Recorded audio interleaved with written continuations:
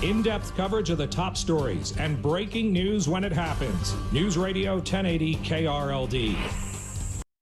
Well, Texas has a school marshal program aimed at training school staff to carry weapons. Now, there are only a few dozen school districts that actually have the program a decade after its creation. KRLD's Mitch Carr spoke to Dr. Alex Del Carmen, a criminologist and professor at Tarleton State University. Yeah, I think that a lot of times, what happened was when it was first instituted 8 years ago, many of the schools felt that it was A, unnecessary, and B, that they didn't have the funding for it, right? So in the end, it began to sort of, it became a minority, it became an exception as opposed to the norm in the industry. But I feel that obviously that's a big mistake, because what we know is that the presence of people that are trained and qualified do make a difference sometimes. And I say that underscore sometimes in the sense that in Uvalde, that did not seem to be the case at all.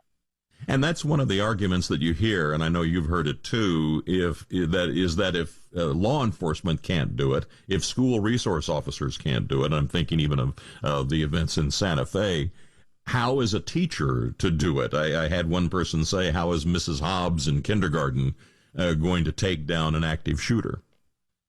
Well, if Mrs. Hobbs was actually trained to carry a gun safely, and Mrs. Hobbs had some prior military experience, perhaps, or understood the dimensions of an active shooting scenario, Mrs. Hobbs could easily take down the bad guy, right? So in the end, what we know is that it doesn't matter how many years of law enforcement training you may have or how many years of experience you may have.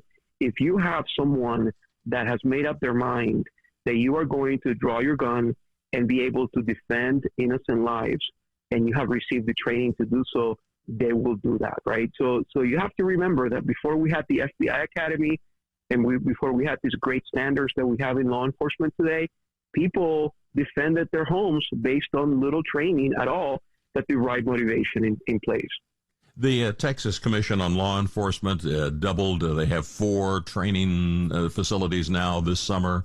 There are many police departments, Fort Worth, for example, doing training for school districts to help out in this. What more needs to be done? What more can be done? And, of course, funding, as you said, is part of it. Yeah, I think that we need to, first of all, we need to make sure that the right training is being administered. And we also need to make sure that once the training is administered, that there are audits, right, from independent entities that actually come into the school to make sure that the training will kick in among those that have received it. One of the biggest concerns that I have right now is that you can get everyone certified in the state of Texas on how to defend the school, but what really counts is what happens when the bad guy enters the school and what people will really do and whether or not they're going to follow that training protocol or not. And I'm concerned about that. And I'm also concerned about the infrastructure of the schools, because I do think that there is a huge component that has not been addressed, which is what are we doing to make our actual schools safer, in addition to having the presence of capable guardians or police officers or marshals or security officers. What are we doing to the actual infrastructure of the school to make it almost impossible for a person from the outside to penetrate it, that has ill intent and the intentions to take out innocent lives? And that is KRLD's Mitch Carr speaking with Dr. Alex Del Carmen, a criminologist and professor at Tarleton State University.